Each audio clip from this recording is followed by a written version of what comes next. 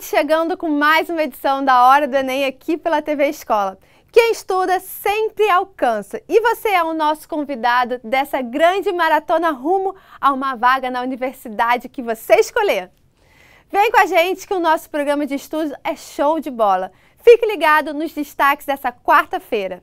No programa de hoje, o bate-papo é com o professor de Biologia, Pedro Feio, que vai falar sobre o princípio de chave de estudo. Na teleaula do dia, Lande Vieira traz dicas de geografia. O tema é Trabalho, Tecnologia e Geografia Econômica. E no Janela do Enem, vamos abrir conexão para a jornalista e escritora Priscila Santos. Então, simbora, pessoal, porque está na sua hora, a Hora do Enem. E nas dicas de hoje, nós recebemos o professor de Biologia, Pedro Feio, para falar um pouquinho de dicas sobre essa matéria tão importante. Tudo bem, professor? Bem-vindo!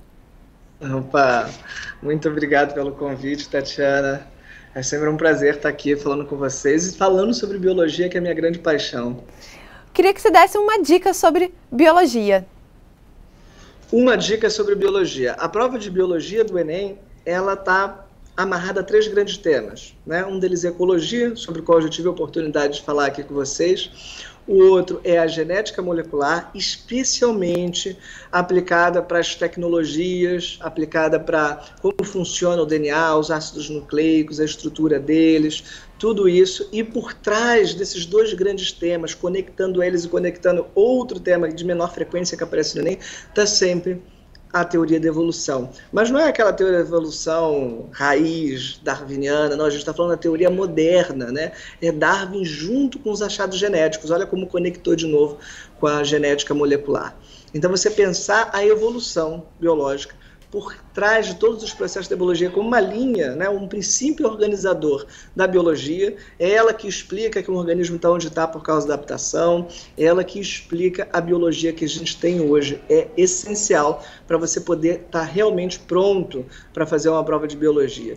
Na genética molecular, não fuja da biotecnologia. Vai de frente para ela, porque hoje é um tema quente, né? Inclusive, muitas das vacinas que estão sendo utilizadas agora para combater a pandemia do coronavírus são vacinas modernas, que vão utilizar, por exemplo, a RNA do vírus. Então, a genética ela entra de novo aqui com a biotecnologia para lidar com grandes problemas da atualidade, e o Enem gosta dos grandes problemas da atualidade, né? Entra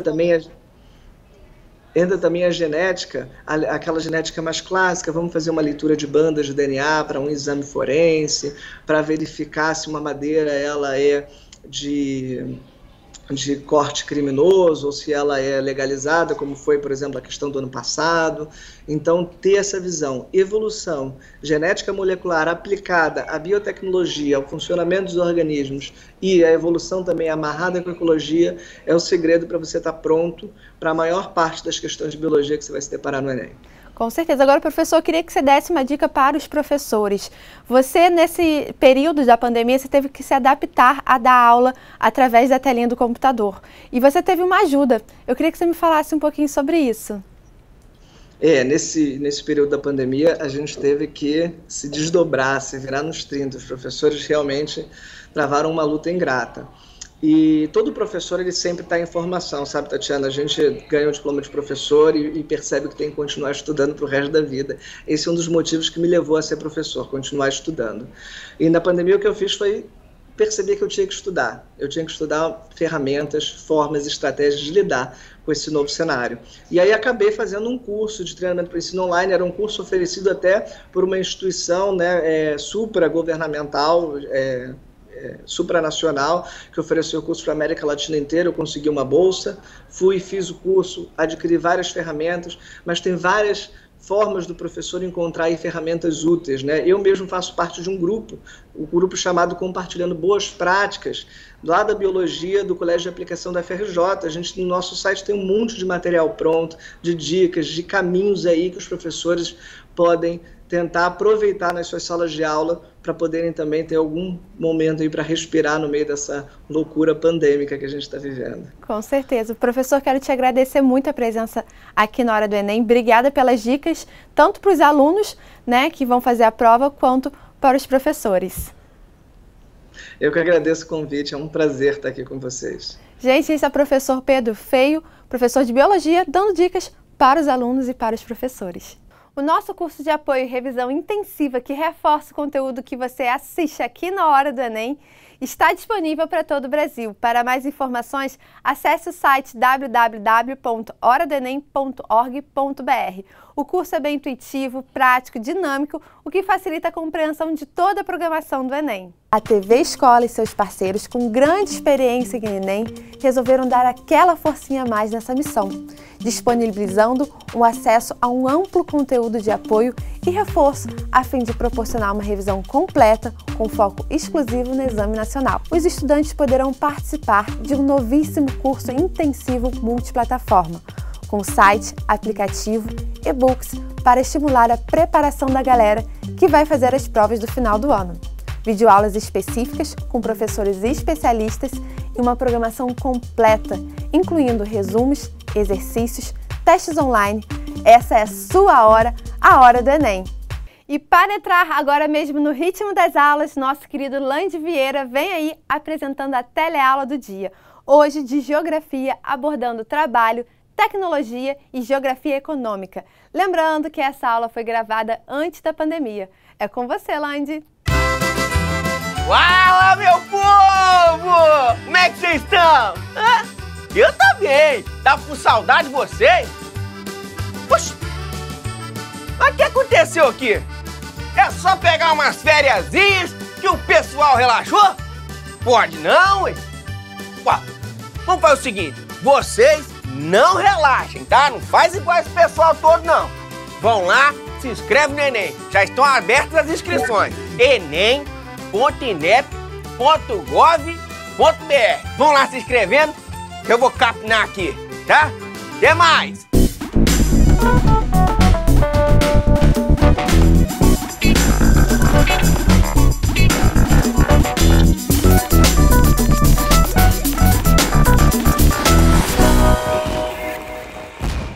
Hora do Enem no ar!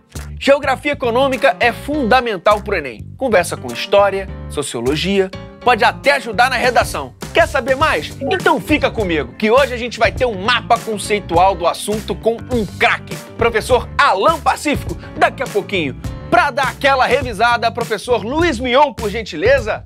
E aí, Lande? Tudo bom? Bom estar de volta.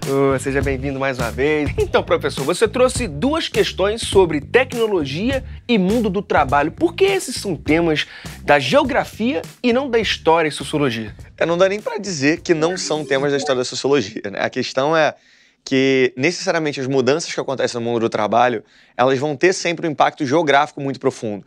Quando a gente fala, principalmente hoje, né, sobre transformações relacionadas à inteligência artificial, sobre trabalho imaterial, sobre a própria divisão internacional do trabalho, quem acaba trazendo esse debate para o aluno, né, dentro da sala de aula também é a geografia, né? A gente está sempre lançando o olhar sobre como essas transformações tecnológicas acabam impactando sobre a distribuição mundial dos empregos, sobre a questão da realidade social, dos salários, da desigualdade. Então, o professor de sociologia trabalha isso, o professor de história trabalha isso, e, é claro, a geografia nunca fica de fora.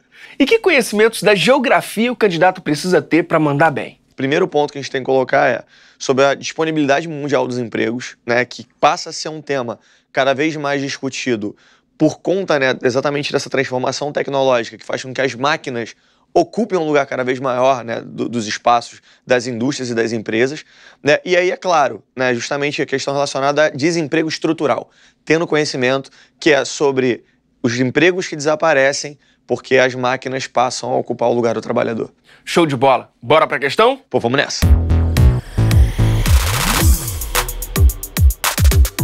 É a questão 2 do Enem de 2015, Prova Azul, primeira aplicação. Dominar a luz implica tanto um avanço tecnológico quanto uma certa liberação dos ritmos cíclicos da natureza, com a passagem das estações e as alternâncias de dia e noite.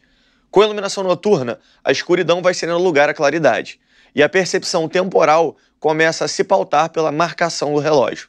Se a luz invade a noite, perde sentido a separação tradicional entre o trabalho e o descanso. Todas as partes do dia podem ser aproveitadas produtivamente. Em relação ao mundo do trabalho, a transformação apontada teve consequência a melhoria da qualidade na produção industrial, redução da oferta de emprego nas zonas rurais, permissão ao trabalhador para controlar seus próprios horários, diminuição das exigências de esforço no trabalho com as máquinas e ampliação disponível para a jornada de trabalho. O gabarito da questão, letra E, ampliação disponível para a jornada de trabalho, porque, afinal de contas, né, se agora nós temos a luz elétrica, você não tem mais a obrigatoriedade de encerrar a sua atividade no momento onde anoitece. O que eu fiz a escolha dessa questão aqui propriamente dita? Né? Porque justamente a gente trabalha aqui, estou vivendo um momento aqui de revolução industrial, né, de início da urbanização, mas quando a gente vai olhar para a realidade do trabalho hoje, não é mais a luz que diz a quantidade de hora disponível ou não, mas a internet. Né? A gente sabe que, para quem está envolvido no ambiente do trabalho, né, o WhatsApp, o Facebook, né, essas ferramentas digitais, e-mail, eles acabam fazendo com que o trabalho chegue até você estando no local do trabalho ou não. Né? Então, home office aí, né? Então, hoje a gente está falando aí sobre flexibilização do trabalho, né, porque já existe uma categoria de trabalhadores, de profissionais liberais, na qual a presença deles no ambiente de trabalho não se faz necessária. Quem trabalha com produtividade, quem trabalha com criatividade, quem trabalha com gestão, consegue hoje, através dos meios de telecomunicações, realizar esse trabalho em longa distância. Não é mais aquele ambiente fabril, tradicional, onde você ia realizar, cumprir uma determinada função, um determinado número de horas. Só para reforçar, professor, Revolução Industrial, século XIX. E aqui, 18 e 19, né? Aí começa exatamente o domínio, né, da lâmpada incandescente, da eletricidade, né, ganhando esse espaço, e aí aquilo, uma proposta tecnológica que vai mudar exatamente as relações de trabalho e aí, é claro, a maneira, né, como essas práticas econômicas se consolidam no espaço. E de que maneira o trabalho vem se modificando de acordo com o tempo? À medida que, né, a gente vai falar hoje, né, de uma chegada de uma quarta revolução industrial, a gente está exatamente colocando elementos como a inteligência artificial em pauta, a robótica. E aí, se eu tenho esses elementos hoje integrando, né, o ambiente do trabalho, aquele trabalhador tradicional ele se torna cada vez menos necessário. Né? Impressão 3D, por exemplo.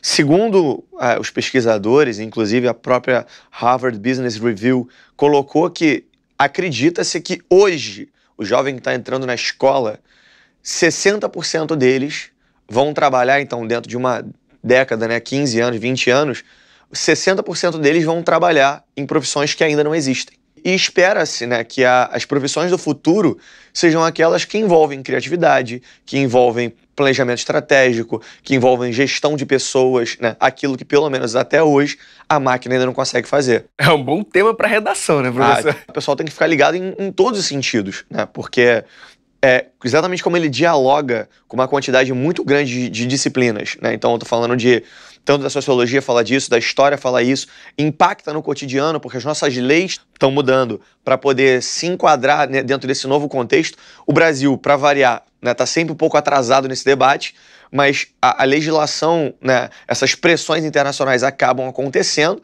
e aí o Brasil diz assim, caramba, eu tenho que mudar a minha estrutura, eu tenho que mudar a minha educação, eu tenho que mudar a minha legislação, porque as empresas que atuam no meu território, né, ou se eu quero continuar competitivo no mercado global, as minhas empresas têm que operar dentro dessa realidade técnica. E aí o que eu faço com a mão de obra que eu tenho, que não está apta, né, ou tem a falta de trabalhadores? Como é que a gente faz? Como é que lida com isso? Agora, você trouxe uma outra questão, que é o mesmo assunto, mas num contexto diferente. Bora dar uma olhada? Vamos nessa. Questão 5 do Enem de 2014, prova azul. Questãozinha, né? Bota uma charge tradicional, o Enem adora fazer isso, né? Bota aqui, ó, uma série de robôs com a placa não há vagas e o único humano, né, da imagem engraxando o sapato do robô. Considerando-se a dinâmica entre a tecnologia e a organização do trabalho, a representação contida no cartoon é caracterizada pelo pessimismo em relação à ideia de progresso, concentração do capital, noção de sustentabilidade, organização dos sindicatos e obsolescência dos equipamentos. Gabarito, letra A, né? Essa charge, ela claramente transmite uma ideia pessimista com relação à ideia de progresso, né? Com relação ao que vai ser o futuro do trabalho. Agora, essas duas questões que você trouxe, professor, são questões de nível fácil, médio ou difícil? Entre fácil e médio. A resposta fala da ideia de progresso. Existe um juízo de valor embutido nessa palavra, não tem? Demais, né? Porque, afinal de contas, o que se define o que é progresso? A gente nunca sabe, né, se aquilo que a gente está construindo, até que ponto pode ser benéfico, até que ponto pode ser perverso. A gente vive hoje um momento aí, por exemplo, de crise das redes sociais relacionado ao fluxo de informações que permite fake news, que permite cyberbullying, E aí, ao mesmo tempo em que uma tecnologia ela é capaz de integrar, ela é capaz de conectar pessoas, ela é capaz de possibilitar ideias impressionantes surgirem, ela traz também, então, sempre há, né, essa contraposição. Fica até um comentário aqui, né, para se o aluno quiser dar uma estudada. Existe a visão dos chamados autores, que são os integralistas e os apocalípticos, né? Os integralistas são aqueles que, nas suas abordagens de produção, consideram que a tecnologia ela é a salvadora da humanidade. Tudo, né, a tecnologia vai ser responsável por levar o homem a um novo status de existência, né, de coexistência, de paz, né, e de equilíbrio e harmonia. E os apocalípticos olham mais ou menos como essa charge estava olhando, né? Diz assim, não, a tecnologia ela é produzida e ela subverte, ela permite que o pior do homem apareça. E isso é muito visível hoje no mundo pop. A gente fala aí, por exemplo, de obras cinematográficas como Matrix, né? Mais apocalíptico do que aquilo impossível, né? As máquinas dominaram a raça humana e estão usando elas. A gente assiste muito isso hoje, né? No seriado de televisão Black Mirror, né? Sempre aqueles episódios em que quando você assiste, você diz, caramba, que absurdo, mas fica sempre aquela ponta de cara, mas será que é possível, né? Sempre causa esse desconforto, porque a abordagem dela é essa, né? De como a tecnologia, de como esses avanços podem ser utilizados para criar distopias, né? Para criar esse mundo em que a privacidade ele não existe, aquela coisa Big Brother, lá George Orwell, né? Então a gente tem esse ramo, né, que trabalha dentro desse contexto e que essa charge trazia nessa essa perspectiva.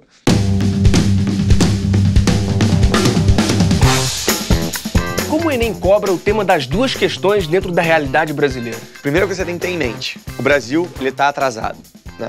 A gente está falando de um momento onde a gente está entrando numa quarta revolução industrial, onde a inteligência artificial, onde a robótica, né, estão cada vez mais presentes, e o Brasil ele é extremamente escasso de mão de obra qualificada, né? Quando a gente fala sobre divisão internacional do trabalho, o Brasil ele não consegue se posicionar como um produtor dessas tecnologias. O Brasil sequer consegue ser receptáculo dessas empresas, dessas multinacionais, porque a gente não tem a quantidade de trabalhadores capazes, né, de se integrar dentro desse novo sistema, desses novos mecanismos de trabalho. Então, quando aparece na prova, a gente vai debater sobre desindustrialização, ou seja, as empresas que vão embora do Brasil ou não vêm para o Brasil, porque não encontram mais no cenário essa condição favorável para implementar essas novas relações. E aí, é claro, esse debate recai diretamente sobre que rumo o Brasil vai colocar para a sua educação, como ele vai formar seus jovens dentro desse novo contexto. Agora, para encerrar, professor, para quem gostou do assunto e quer saber um pouco mais, qual o conselho? Sugiro 3 filmes que ele pode assistir em sequência para ter uma visão progressiva dessa questão das formações de trabalho. Germinal, ele é um filme legal que ele mostra essa questão do início da industrialização na França e os movimentos de greve dos trabalhadores das minas de carvão francesas. O segundo deles é o Tempos Modernos, né? Que aí já é clássico, né? E aí o Chaplin já coloca a máquina dentro desse cenário, né? E questiona, né, do trabalhador dentro da lógica fordista do homem como extensão da máquina dessa lógica. E um outro filme que é ainda mais recente, chamado Ela, ou em inglês Her, né? Que é a história de um homem que se apaixona pelo sistema operacional do computador dele, né? Aquela inteligência artificial. O filme é sensacional, né? Para mostrar essa capacidade de interação. E aí que você consegue enxergar, né, 3 momentos muito claros sobre a realidade do trabalho e de como as tecnologias elas se apresentam nesse contexto. Agora, para aquela pessoa que, depois de todos esses conselhos, ainda tem dificuldade em geografia, o que você diz? Eu recomendo muito usar cinema, usar literatura, pergunta para o seu professor, assim, onde é que eu posso enxergar isso, né? Às vezes o aluno, a dificuldade para mim que o aluno, quando ele fala de geografia, é porque ele tem a dificuldade de enxergar onde aqueles processos estão sendo debatidos em sala de aula se aplicam ao redor dele. Pega a dica de filme, pega a dica de livro, de literatura mesmo, porque a melhor forma de aprender geografia é sem sentir que está estudando. Show de bola. Professor, muitíssimo obrigado pela ajuda. Agradeço sempre. Volte sempre. Tamo junto. Valeu, gente. Bons estudos. Valeu. Geografia econômica, conteúdo fundamental para o Enem. Até porque, convenhamos, pode influenciar até a redação. Então, bora fazer um raio-x do tema? Chega mais, professor Alan Pacífico.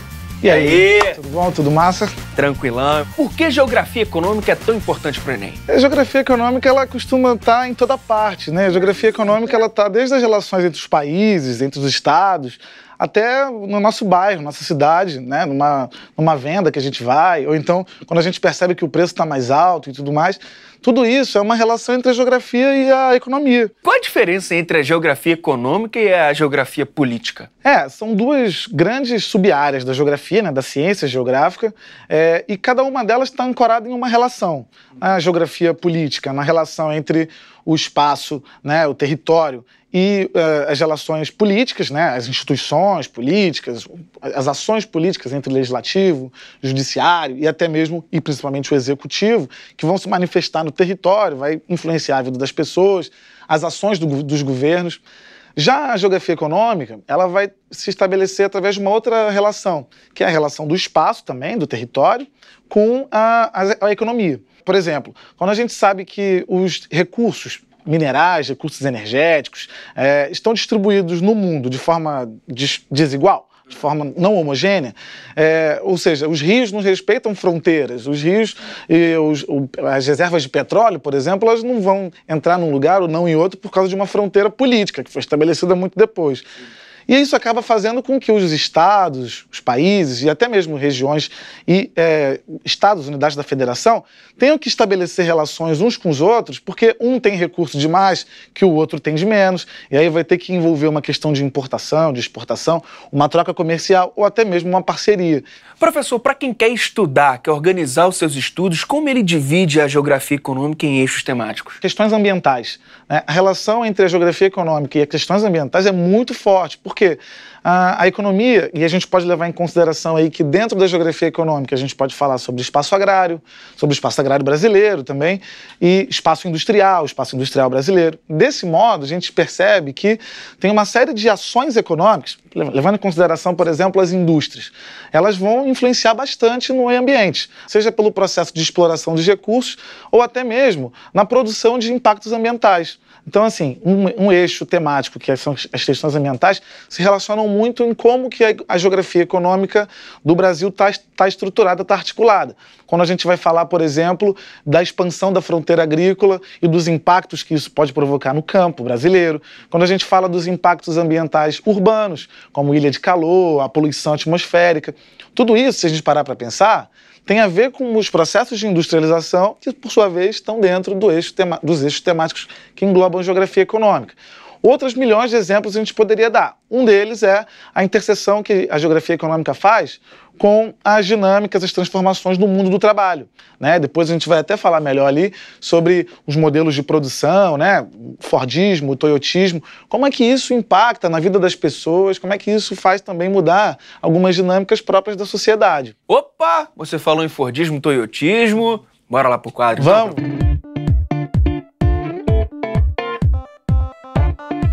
Primeiro, a gente tem que levar em consideração duas grandes diferenças. As características da produção, ou seja, esses dois modelos, eles se notabilizaram porque eles viraram tendências mundiais na forma de produzir bens industriais. Então, é importante considerar que o Fordismo tem um contexto histórico do seu auge, né, embora ele ainda persista até hoje, e o modelo toyotista também vai ter um contexto histórico e até mesmo um recorte espacial específico do Japão, né, desenvolvido em primeiro lugar na empresa Toyota, que vai ter uma característica muito fortemente ligada ao Japão, ao quadro físico do Japão.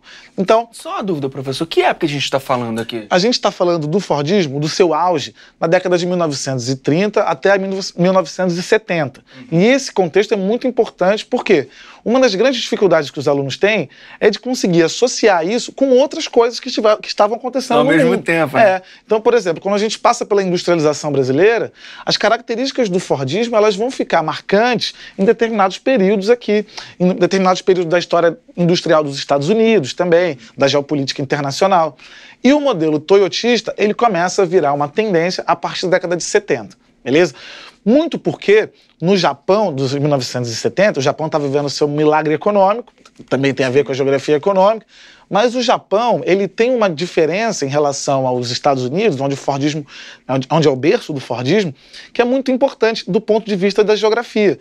Olha o tamanho dos Estados Unidos, né? Olha a quantidade de recursos que os Estados Unidos têm, né? E olha o tamanho do Japão. O Japão é um país muito menor e é um país que tem muito menos espaço, é um país imprensado entre as montanhas, né, e o mar, né, formado por ilhas, então ele é um país que vai ter muito mais dificuldade de desenvolver um modelo com as características do Fordismo. Quando a gente fala da produção fordista, uma coisa que tem que vir muito forte à mente é a ideia do Ford de uma produção em massa, né? Então a ideia dele era produzir em grande quantidade, né? Essa é a ideia mais forte, e uma produção em série,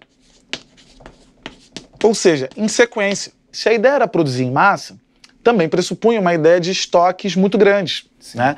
Uma coisa que o Japão nunca ia poder fazer, né? Porque ele tem uma carência de espaço e também uma carência de recursos. Sim. Né? Então, o modelo Toyota pós-1970 vai ser um modelo que não vai poder repetir essa questão. Então, ele vai ser a característica principal da produção toyotista será uma produção de acordo com a demanda, o chamado modelo just-in-time. Por quê? Primeiro, por causa do espaço, segundo, por causa dos recursos, né? Então ele não poderia ter uma fábrica muito grande, um parque industrial muito grande, então a produção era mais limitada, né? E era importante fazer uma pesquisa para saber qual era o público-alvo, qual era o nicho de mercado que aquela produção industrial ia atingir. Sim. De modo que no modelo toyotista, a busca é por um estoque mínimo ou por um estoque zero. E é interessante perceber que tanto o toyotismo quanto o fordismo acabaram se expandindo como tendências nos mais variados campos, para além da questão industrial. Tem empresas do setor de serviços que trabalham com um modelo toyotista e que não são necessariamente uma produção industrial. Sim. Algumas lógicas da produção toyotista acabaram entrando em outros setores. Mas um exemplo de um setor, professor, que tem usado o toyotismo. Vou dar um exemplo bastante comum no Brasil, a produção de chocolate. Sim. Né? Hoje você tem uma produção de chocolate no Brasil que ela não tem apenas um tipo de chocolate, especificamente. Sim. Você tem vários tipos de chocolate, cada um deles vai atender uma demanda específica de um determinado público-alvo. Então você pode gostar mais do chocolate com castanha e eu posso gostar mais do chocolate meio amargo. Quem produz o chocolate, ele vai ter que perceber, fazendo pesquisas de mercado, qual é o nicho que ele vai atender. Entendi, mas não pode confundir um pouco, tipo, é feito também em massa, em grandes quantidades e tudo mais. Uma das coisas que vai diferenciar nesse sentido é a ideia da pesquisa.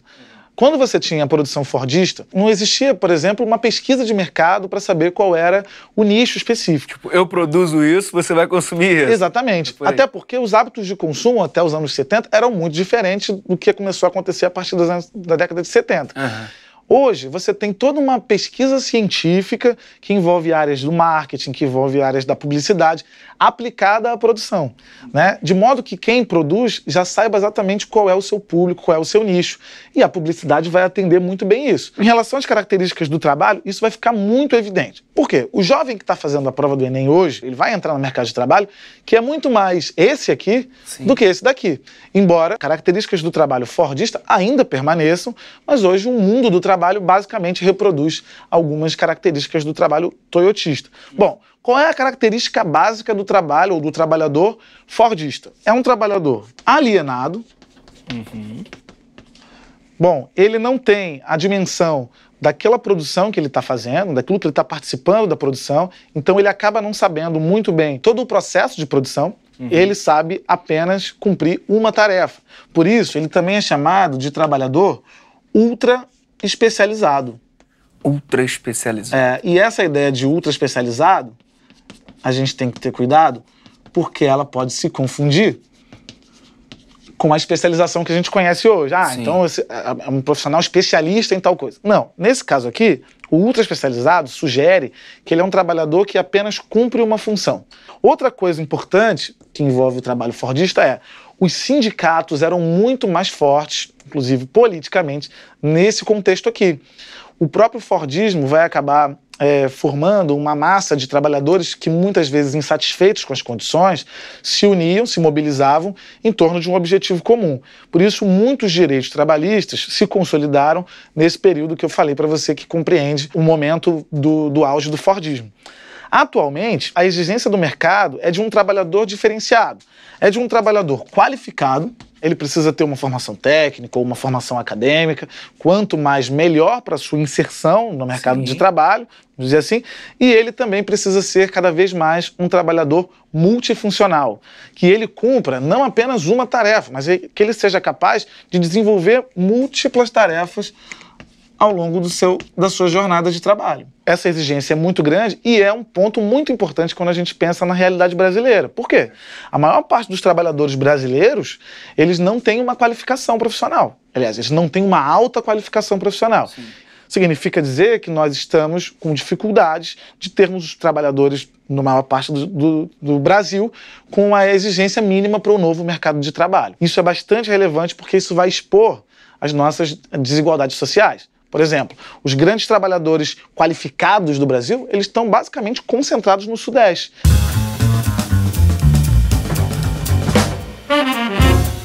Tem algum chute aqui, alguma aposta de algum tema da geografia econômica que pode aparecer na redação do Enem 2018? Uma coisa importante é perceber o seguinte, quando a gente fala de movimentos populacionais, muitos deles têm uma motivação econômica, deslocamentos populacionais, sejam eles internacionais ou sejam eles no Brasil. Como a gente tem uma industrialização no Brasil muito concentrada, aquilo que a gente estava falando ali, boa parte dos movimentos migratórios no Brasil acompanham movimentos da indústria. Então, temas de migração podem ser interessantes. Outro tema importante que envolve população e, portanto, economia, geografia econômica, é a questão do envelhecimento da população no Brasil. E no quadro Janela do Enem de hoje, uma história linda de superação e crença. Vou conversar com a jornalista Priscila Santos. Tudo bem, Pri? Bem-vinda à Hora do Enem. Oi, tudo bom? Tudo certinho. Olha, queria que você contasse um pouquinho da sua história para quem está nos assistindo.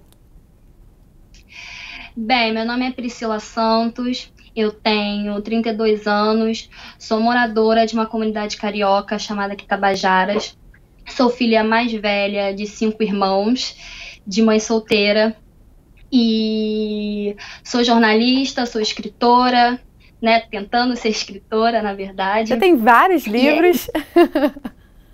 Tenho. Vai lançar, inclusive, um agora no Dia dos Namorados? Isso, é uma parceria, né, que aí são várias escritoras, aí o nome é Quando a Música Toca. O projeto era para a gente escolher uma música que a gente gostasse e fizesse um conto a partir dessa música. Como? A música do meu conto é All Star, do Nando Reis, que é uma música assim, que eu gosto muito, que realmente mexe muito comigo. Nossa, muito legal, parabéns. E voltando um pouco para a sua história junto com o Enem, você não desistiu, porque tudo na sua volta falava para você que não era possível o sonho de entrar numa faculdade. Exatamente. Eu venho de uma família muito grande, né? E eu sou a primeira pessoa na minha família a realmente se formar. E até hoje eu sou a única. Eu já me formei em 2014 e até hoje eu sou a única pessoa da minha família que é formada. Então, assim, eu acho que esse foi um passo muito grande que eu dei, mas as pessoas, assim, ainda veem como. Ah, ela sonha demais, ela vive no mundo da lua. Entendeu? As pessoas da minha família, assim, têm muita mania, né?